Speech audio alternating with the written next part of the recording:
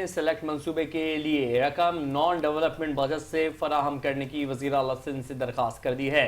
محکمہ school education نے وزیر اعلیٰ سندھ کو سمری ارسال کی ہے، جس میں کہا گیا ہے کہ سلیکٹ منصوبے کے لیے 46 ارب 57 کروڑ روپے رکھے گئے ہیں۔ اس میں غیر ملکی امداد 43 ارب 9 کروڑ روپے اور حکومت سندھ کا حصہ 3 ارب 47 کروڑ روپے شامل ہے۔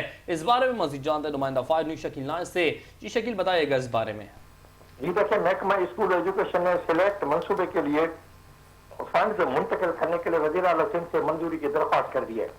محکمہ اسکول ایجوکیشن نے وزیر اعلیٰ سندھ کو 2 صفحات پر مشتمل سمری ارسال کیا۔ سمری میں کہا گیا کہ رواں مالی سال 2025-26 میں نان ڈیولپمنٹ بجٹ سے 17.88 ملین امریکی ڈالر یعنی پاکستان کے پیسوں کے مطابق 4 ارب 97 کروڑ 13 لاکھ روپے اور سالانہ ترقیاتی پروگرام مالی سال 2025-26 کے 3 ارب 1 کروڑ 15 لاکھ روپے کے سندھ کے وزیر اعلیٰ کی جانب سے Sindh early learning enhancement through class room transformation select کے لیے رقم کی منظوری درکار ہے۔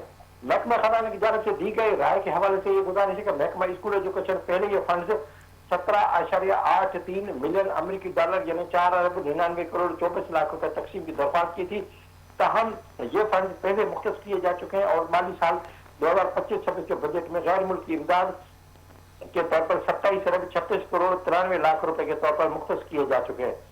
نظر ثانی شدہ PC1 کی بھی منظوری مجاز فورم میں 20 جون 2025 کو دے دی تھی۔ اب اس میں غیر ملکی جو امداد ہے اس میں 15 کروڑ 47 لاکھ ڈالر، حکومت سندھ کا شیئر 1 کروڑ 24 لاکھ روپے ہے۔